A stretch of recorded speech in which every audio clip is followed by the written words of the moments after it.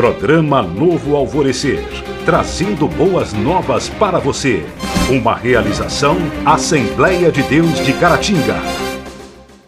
Meus irmãos, a paz do Senhor, esse é o seu programa Novo Alvorecer e hoje nós vamos estudar a lição de número 11, O Homem do Pecado. Esse programa é um programa da Assembleia de Deus, situado na rua Princesa Isabel, número 52, e queremos aproveitar e agradecer por esse momento e te fazer um convite a estar conosco em um dos nossos cultos. Geralmente são às terças, quintas e aos domingos. Então nós vamos comentar essa lição daqui a pouco, nós vamos para um breve intervalo e voltamos já já.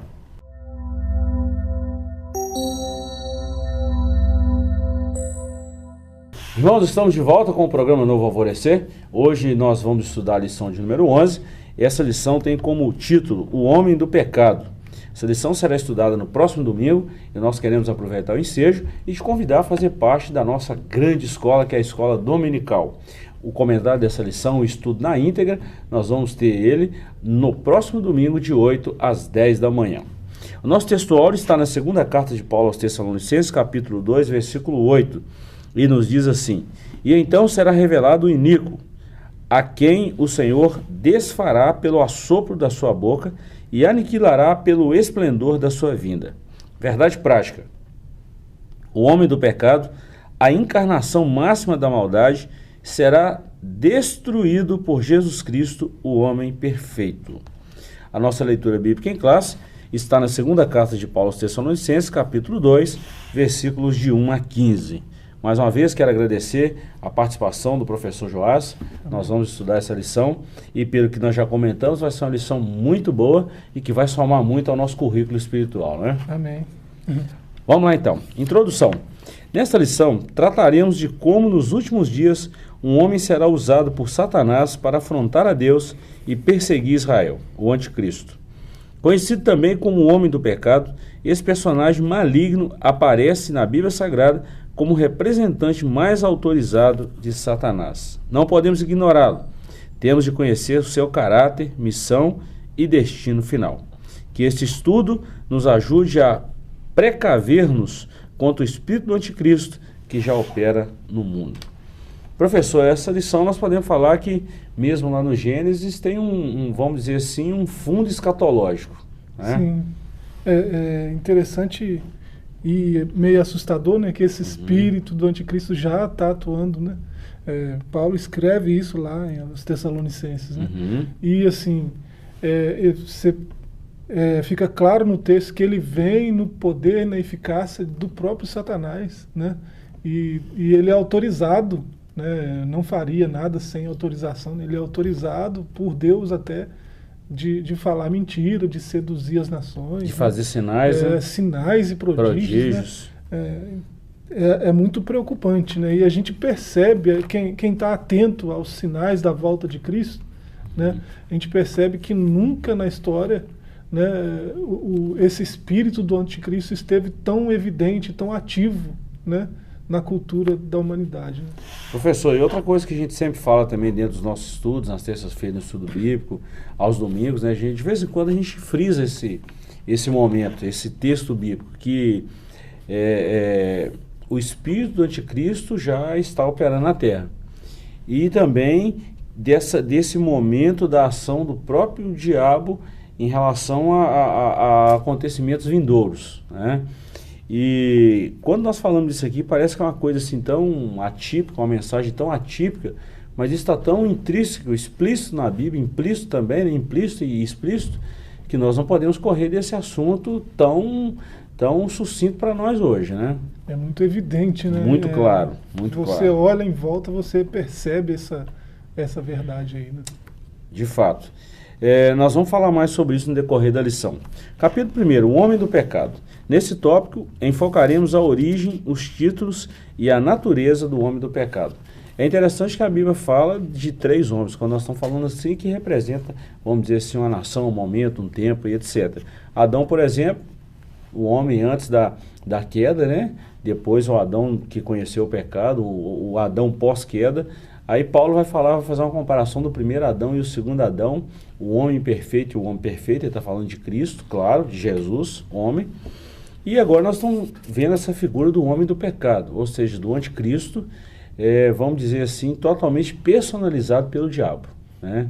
Incorporado mesmo, né? São três momentos, né, de humanidade diferentes, né? Você Muito vê diferente. o Adão, né, o homem perfeito antes da queda, né, amigo de Deus, né, não tinha barreiras entre ele e Deus. Aí depois da queda, né, a humanidade desandou, né, na iniquidade, e o próprio Deus traçou um plano para resgatar essa amizade, né, com o homem, e na plenitude dos tempos enviou seu próprio filho, né? Deus se fez carne, né, se fez um de nós, se tornou homem como nós, e foi o homem perfeito, aí sim, sem né, pecado, sem pecado, do começo ao fim, né? E para trazer a humanidade de volta a Deus, né? E em contrapartida, né, esse homem pecador caído, né, resgatado por esse homem perfeito, né, tem um que é contra esse homem perfeito, que é o homem do pecado, né, chamado de anticristo, né, também, né, na Bíblia Sagrada. Então desse homem que nós vamos falar hoje, né? E interessante que na lição passada, na lição 10, nós estudamos sobre o poder do Evangelho de transformar esse homem caído. Então tem o diabo, claro que Elias sempre fez isso, né? A missão dele é essa, o João falou, que a missão do ladrão, claro que ele estava tipificando o próprio Satanás, né? A missão do ladrão é matar, roubar e destruir, mas Jesus veio para dar vida e vida em abundância. Mas a lição passada, por exemplo, nós estudamos sobre o Evangelho, o poder do Evangelho, que é transformador. Nós vemos aí a afronta do mal em relação ao bem, né? Sempre vai haver essa disputa, essa briga por um espaço, por um território, na mente do homem. Isso é uma coisa que está muito clara na Bíblia. Ponto 1. A origem do homem do pecado.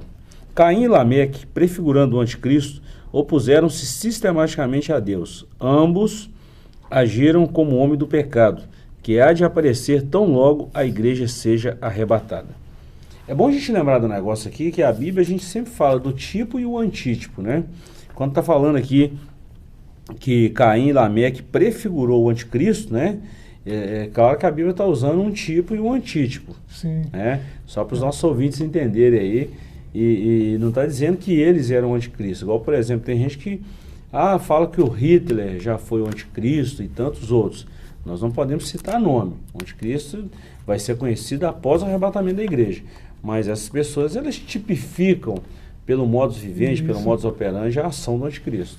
Esse tipo é como se a gente estivesse olhando para uma figura que lembra, né, aquele que está sendo apontado, né? Está projetando, né? O anticristo, ele tem seus tipos, tanto no Antigo quanto no Novo Testamento, né? Aqui são citados alguns, né? O faraó lá do Êxodo, né? Amã, Herodes, né? São tipos, né? Figuras desse homem, desse anticristo, que vai vir antes da plenitude mesmo, antes do julgamento final, né? Escatológico a coisa, né? Então essas figuras são tipos. Você falou de Hitler, né? É um tipo, né? Não está na Bíblia, mas é um tipo que é assim muito perfeito de como vai ser a atuação do anticristo, como vai agir o anticristo, né? Como que ele vai ser, né? Hitler seduziu a humanidade com um discurso, né? Assim, apaixonado, né? E apaixonante, né?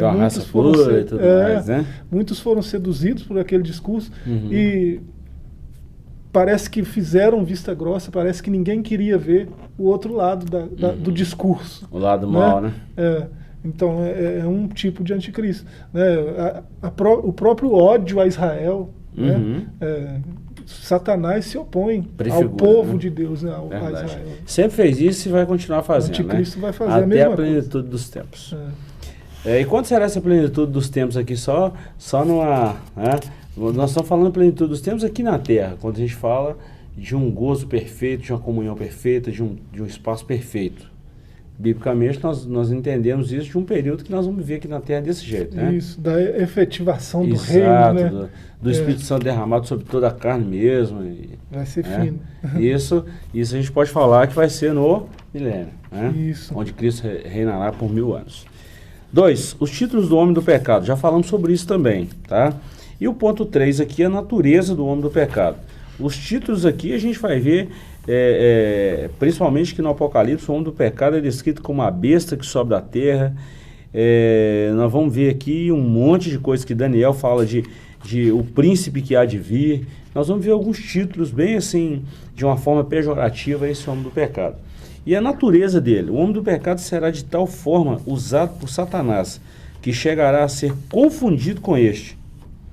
Ele aparecerá como espécie de ungido do diabo, e na força do maligno realizará grandes sinais e prodígios, induzindo a humanidade a recepcioná-lo como se fosse o próprio Deus. Claro que em um tempo determinado também, né? Esse tempo a gente pode dizer até quanto tempo é. Está escrito, né? 7 anos, né? Sim, sim.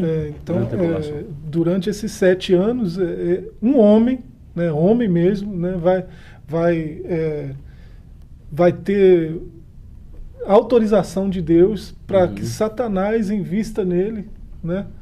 E Satanás atue de forma clara, né, na humanidade, né, com esses sinais, com esses prodígios aí, né? A gente tem uma impressão, quando a gente lê, né, as profecias, a gente tem uma impressão que vai ter estátua falando, né, coisas desse tipo. Sim, coisa absurda, né? Ele vai saber se tem alguém se escondendo dele, né? Ele vai perseguir o povo de Deus, e assim, ele vai ter poderes assim espetaculares, né? Como se fosse um mutante aí de seriados infantis, né? Na verdade, a cultura hoje está preparando a Terra para esse momento, né? Para quando acontecer isso, não ser nada de anormal. Já aconteceu, parece que já vi isso em algum lugar. No senso comum já vai estar uma ideia de que aquilo ali não é tão assustador. Assim. Já é normal, né? Já é uma coisa conhecida. No próximo bloco nós vamos falar um negócio muito interessante, nós vamos dar uma discorrida aí sobre esses pontos escatológicos. Antes da gente falar a missão do homem do pecado, nós vamos falar só para os nossos ouvintes entenderem isso aqui, do arrebatamento até o juízo final. Claro que não vai ser um estudo, mas vai ser num ponto assim, um passo a passo desses acontecimentos. Combinado? Isso. Beleza. Nós vamos para um breve intervalo e voltamos já já. Nos acompanhe aí.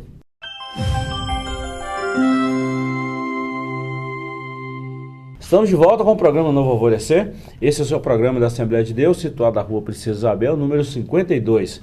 Queremos aproveitar esse momento e te convidar a estar conosco em um dos nossos cultos aqui na nossa igreja. Os nossos cultos acontecem às terças-feiras às 19h30, é o estudo da Palavra de Deus. Às quintas-feiras também às 19h30, culto de louvor e pregação. E aos domingos em 2 horários. Amanhã, onde nós estudamos esse comentário na íntegra da nossa revista da Escola Dominical, de 8 às 10, e também às 19h30, um grande culto de louvor e pregação da Palavra de Deus. Você é o nosso convidado. Venha fazer parte conosco dessa grande família, a família de Deus. Outra coisa que nós queremos destacar é que estamos também nas mídias sociais, né, professor? Tem lá o nosso canal no YouTube, as nossas redes aí no Facebook, a página oficial da Assembleia de Deus no Facebook, também no Instagram. Segue lá, deixa o seu comentário, o seu like na nossa rede lá no YouTube, nosso canal no YouTube, adec.oficial, e também o mesmo título para o Facebook e também para o Instagram. Segue e deixe seu comentário e ficaremos muito felizes de ver você por lá nos acompanhando. Nós falamos no bloco anterior sobre esse período aí da escatologia e falamos que iríamos dar uma pincelada, coisa rápida sobre isso. Claro que o nosso tempo também não dá, né? Mas de eventos que acontecerão após o arrebatamento da igreja. Basicamente os eventos descritos na Bíblia. Jesus arrebata a igreja. Durante esse período aí do arrebatamento da igreja, 7 anos, grande tribulação, 3 anos e meio de falsa paz, 3 anos e meio de uma grande perseguição.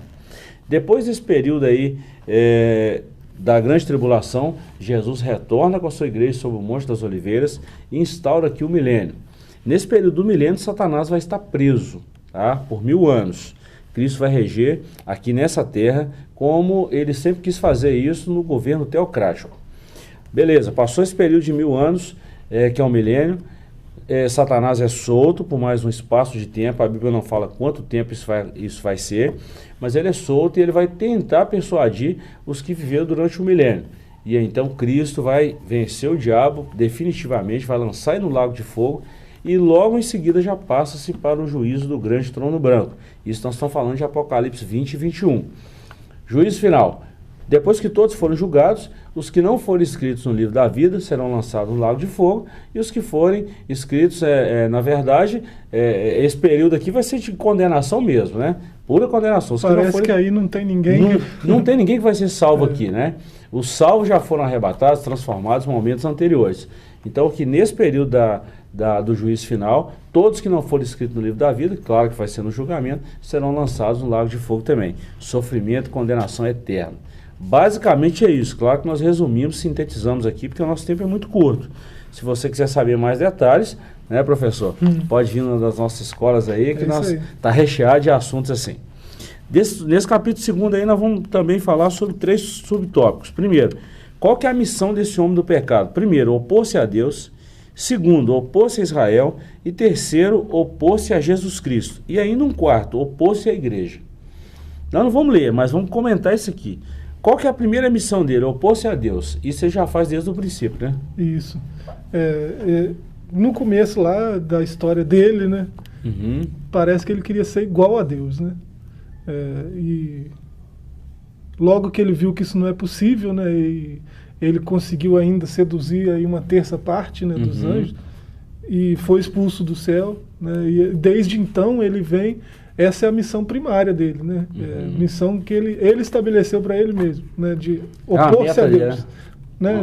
De colocar-se em confronto com Deus, né? Tudo que Deus faz, ele quer desfazer. Né?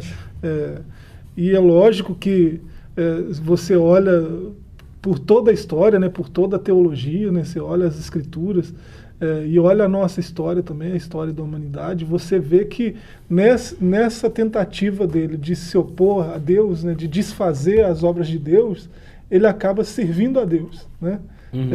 Ele tenta derrubar um servo de Deus, né? Aí com sofrimento, com um monte de coisa que às vezes Deus permite, você olha para Jó, né? Mas no final ele acaba sendo um servo de Deus para melhorar aquele homem de Deus, né? Aquele homem de Deus se torna mais forte, melhor, né? Por causa da perseguição de Satanás, da oposição de Satanás. Satanás não se opõe a nós, né? Ele se opõe a Deus. Verdade. Né? Porque Deus nos ama, nós estamos aí no meio dessa oposição, né? Verdade. E a oposição é lutar contra mesmo. Aqui não é simplesmente uma bandeirinha vermelha, falar que está em guerra, não, é lutar contra mesmo, agora, se opor de forma feroz. Ele se opõe a Deus assim, mas ele não é trouxa, né? Não é bobo. Ele sabe com quem ele está mexendo, né? Ele sabe que não dá para ele, não tem para ele, né? Então ele se opõe a Deus assim, né? Ele olha para as obras de Deus e tenta desfazer elas, bagunçar com elas, né? E ele não consegue, nem isso ele consegue fazer sem permissão de Deus. E tem um limite também, né? E tem um limite. Vamos dar uma corrida aqui. Segundo ponto, ele também se opõe a Israel. Israel é a menina dos olhos de Deus. Mexeu com Israel, mexe com Deus diretamente, né? E ele se opõe. A gente vê na história da Bíblia, desde Gênesis 12, quando Deus chama Abraão, até Apocalipse, nós vamos ver aí o diabo se opondo diretamente a Israel. E quantas vezes na história já tentaram destruir o Estado de Israel várias vezes, a nação de Israel, e não conseguiram. E não vão conseguir. Estão aí, né? Estão aí, firme, forte. O povo do livro está aí, firme. Né? E engraçado a gente ver assim, um estado, vamos falar assim, tamanho do estado do Alagoas hoje, no Nordeste, né? 27 vezes menor que o estado de Minas Gerais, e são os maiores produtores de frutas cítricas, um dos maiores pesquisadores, se você não sabe, 70% das pesquisas que são feitas nos Estados Unidos são produzidas pelos judeus. Os melhores cientistas nucleares. Então, por aí a gente vê o cuidado de Deus, né? Olha a quantidade de prêmio Nobel, né? Mas é tudo fruto da promessa de Deus para Abraão. Exatamente. Né? Faria dele uma grande nação e amaldiçoaria quem amaldiçoasse essa nação, abençoaria quem abençoasse. Né? Então, se Deus é verdadeiro, né? Israel é indestrutível. Né? Se Deus é verdadeiro. Não tem como amaldiçoar Israel. Eles contrataram o profeta para fazer isso. E não, como que eu não sou profeta, não sou um vidente aí que contrataram, mas como que eu vou abençoar um povo que o eterno Criador de todas as coisas abençoou? É impossível. Não consigo. É impossível. Ele não conseguiu pronunciar a maldição. É impossível. E para a gente fechar esse bloco aqui, uma das missões dele também, né, do papel do anticristo, é opor-se a Jesus Cristo. e também opor-se à igreja. Primeiro ele opõe a Jesus Cristo, que é o criador, fundador da igreja, e opõe-se à obra que Cristo criou. Fazendo isso, ele está se opondo diretamente ao próprio Deus também, né? Claro. O interessante é que ele se opõe, né?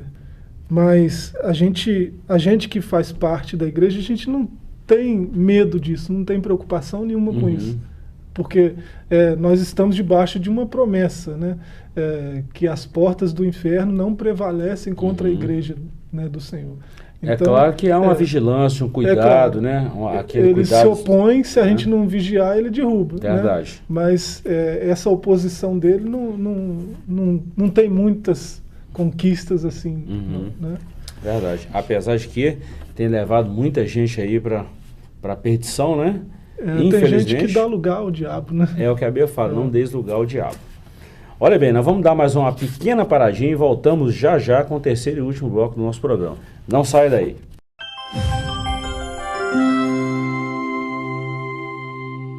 Estamos de volta com o programa Novo Alvorecer e agora nós vamos para o terceiro e último capítulo do estudo dessa lição maravilhosa. Nós estamos tratando hoje de um assunto importantíssimo, é a lição de número 11, que será estudada no próximo domingo, o homem do pecado. Aproveitando para te convidar a estar conosco num desses comentários dessas lições e, mais uma vez, reforçamos aí aquele pedido. Siga-nos nas nossas redes sociais, nas nossas mídias aí, Facebook, Instagram, adec.oficial e o nosso canal lá no YouTube. É muito bom ter você conosco em todas as nossas mídias e nos acompanhar onde quer que estejamos. Isso é muito bom e te agradecemos por essa companhia também. Mandamos um abraço caloroso a todos os nossos ouvintes, a todas as pessoas que nos dão a honra, né? Todo o programa está conosco, né, professor? Mandar um abraço carinhoso para todos eles. Sim. Nós vamos falar agora do terceiro e último capítulo dessa lição, a destruição do homem do pecado. Então nós vemos primeiro a origem do homem do pecado, a missão do homem do pecado e agora nós vamos ver também a destruição. É interessante na nossa vida, ou em qualquer coisa, tudo tem um ciclo, né? O único que não tem um começo e nem um fim é o próprio Senhor, o próprio Deus, né? Ele é eterno, e a eternidade não tem começo nem fim. Criou a eternidade, né? Já pensou. É o pai da eternidade, né? Então, assim, ele não tem início e nem fim. Mas os demais, tudo tem um ciclo, tem um início e tem um fim. E da mesma forma que esse homem do pecado teve a sua origem, a sua missão, ele também terá o seu fim, terá o ponto final. E interessante que eu fico pensando, professor, o tanto que Deus é misericordioso, é compassivo e sabe dar tempo ao tempo, né? Isso é muito interessante. É interessante como que eu acho que tem uma coisa assim que há que se destacar, né, no próprio Satanás, que é a persistência. Ele é persistente. Ele já sabe do fim dele, né, já sabe da derrota final, né, ele sabe que Deus não mente, e Deus já decretou a derrota dele, mas ele persiste, né, na oposição. Né, e vai aqui falado da ascensão, né, do auge do império, né, ele vai ter algum sucesso nessa oposição a Deus, né, que ele promove, mas a ruína do império já está decretada. Né? Ele já sabe que vai começar, mas que vai terminar e vai dar ruim para ele, né? Assim, às vezes nós aqui, nós temos expectativas, esperanças que assim, por mais que as estatísticas ou tudo nos leve a crer naquele fim, né, nós não temos, a não ser por profecia ou algo desse tipo, a gente não tem certeza que vai ser daquele jeito. Né? Você olha para... Nós somos o país do futebol, olha para a seleção de 50. Né? Ganhar de 7-1 na semifinal, uma seleção que era favorita. E perder de 2-1 na final, no Maracanã, com quase 200 mil pessoas, né? A expectativa era a vitória, né? A vitória era certa, quase 90%, né? Quase 100%. A vitória certa, mas não foi, não aconteceu. Né? Agora, Satanás, ele tem certeza que ele vai... O fim dele é esse, a ruína. Né? Ele sabe disso. Que ele sabe, ele conviveu com Deus tempo suficiente para saber que Deus não mente. E isso, né, em relação a ele é irrevogável. Isso é imutável. Isso é a mesma coisa, você fez uma analogia muito bacana aí, se tratando desses dois momentos aí. Mas quando a gente olha, por exemplo, o homem lá no Jardim do Éden, vamos voltar lá no início de tudo, né? O homem no Jardim do Éden, vivendo com Deus, em comunhão com Deus, comungando com Deus, e de uma hora para outra esse homem cai e ele, infelizmente, come fruto daquela árvore que ele não deveria comer. Se Deus não expulsa ele de lá, ele estava eternamente em pecado. Aí a separação de Deus seria se ele come da eterna. árvore da vida, tá? Se ele come do fruto da árvore da vida, ele viveria eternamente em pecado e a separação seria, vamos falar assim, eterna na vida dele também. É o caso de Satanás. Né? Pecou, foi destituído e resta-lhe agora o tempo final para o acontecimento de tudo aquilo que Deus já determinou em relação a ele. A ascensão do seu império. Tão logo seja arrebatada a igreja, Deus permitirá que Satanás, através dos seus 2 escolhidos, que é a besta e o falso profeta, reine absolutamente por 3 anos e meio. É aquele primeiro período que nós falamos aí da grande tribulação. Então, a ascensão do seu império vai ser exatamente nesses 3 primeiros anos e meio, onde ele vai fazer um monte de coisa, prometer um monte de coisa, mundos e fundos, usar recursos que ficarão aí, usar carros, hospitais e tudo mais que ficar por aí. Então ele vai aproveitar esse recurso e fazer os 15 minutos de sucesso dele. Ele vai ter os maiores poderes à sua disposição, né? Porque esses poderes aí são assim, até em comparação aos poderes de Satanás, são bastante são os que regem o né? mundo, né? Religião e política, olha, é poder demais, né? Nas mãos de uma pessoa só. Então, nesse momento aqui, quando a igreja é arrebatada, ele começa, então, ele se manifesta fisicamente, né? Isso. Que hoje é só o Espírito dele que está aqui. Ele não manifestou ainda porque a igreja do Senhor está aqui. Enquanto a igreja estiver sobre a terra, o anticristo não se manifesta. Isso é Bíblia. Agora, depois que a igreja subir, então ele vai se manifestar e vai fazer o que tem de ser feito. O auge do seu império. O homem do pecado, no auge do seu poder, dominará toda a economia quanto à religiosidade humana, agrupando todas as coisas sob o seu comando. O seu governo, a princípio, será aceito por todos sem qualquer contestação. Só no final desses 3 anos e meio, quando ele falar assim, agora todo mundo vai ter que me adorar, o primeiro que vai bater contra é o povo de Israel. E nesse meio de tempo começa então a grande tribulação propriamente dito. Mas no auge do império, ele vai aproveitar todos os recursos que ele tem, que nós acabamos de falar.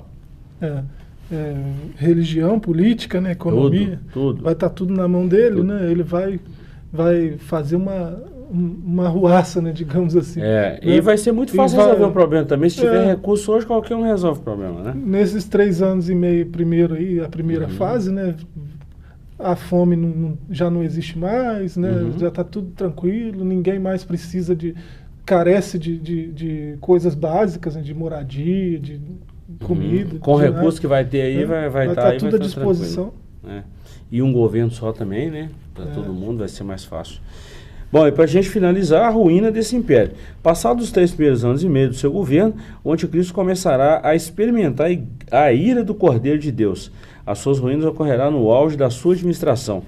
E depois de todas essas pragas se abaterem sobre o seu reino, será ele, juntamente com o falso profeta, lançado no lago de fogo, para onde será lançado também, após o milênio, o arqui-inimigo de Deus, que é o próprio Satanás. Então é interessante que nesse período aí, né, nos 3 anos e meio finais do período da grande tribulação, se abrirão 7 selos, se tocarão 7 trombetas, serão derramados 7 taças da ira de Deus e se gritará 3 ais no período da grande tribulação. Olha só.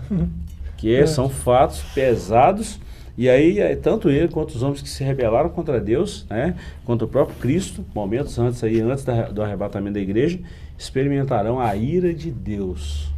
Tem coisa nesse período aí, né, que se a gente for falar aqui, a gente vai precisar de mais tempo, né? Verdade. O pessoal que tiver mais curiosidade, né, pode vir aí no domingo de manhã, né, vai ter mais tempo, né, de tirar dúvida, de ouvir dos professores aí, né? Mas você vai ter situação, por exemplo, né, da pessoa, a morte fugir da terra, né? A pessoa tentar se matar e não conseguir. Pensa num negócio desse, né?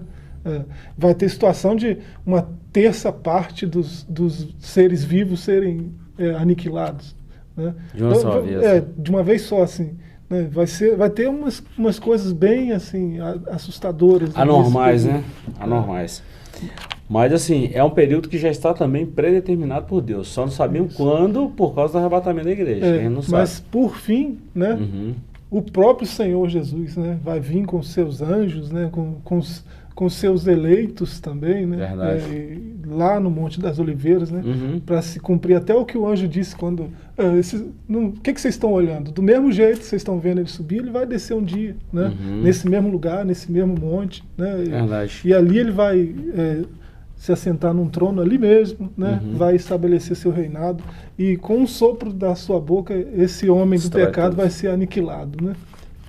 Aí se vê o tanto que o poder de Deus é ilimitado e o tanto que o poder desse homem do pecado é limitado. Isso. Pois bem, chegamos ao final e o que nos resta dizer o seguinte, que o homem do pecado será o ser humano mais iníquo, mau e blasfemo de todos os tempos. No entanto, ele não irá adiante, pois o Senhor Jesus Cristo o destruirá com o sopro de sua boca. E Paulo falou isso na 2 Tessalonicenses, capítulo 2, versículo 8. Queremos te agradecer por essa companhia e daqui uns dias voltaremos com um novo comentário da nossa lição. Deus te abençoe, fiquem todos com Deus, um forte abraço. Programa Novo Alvorecer, trazendo boas novas para você. Uma realização Assembleia de Deus de Caratinga.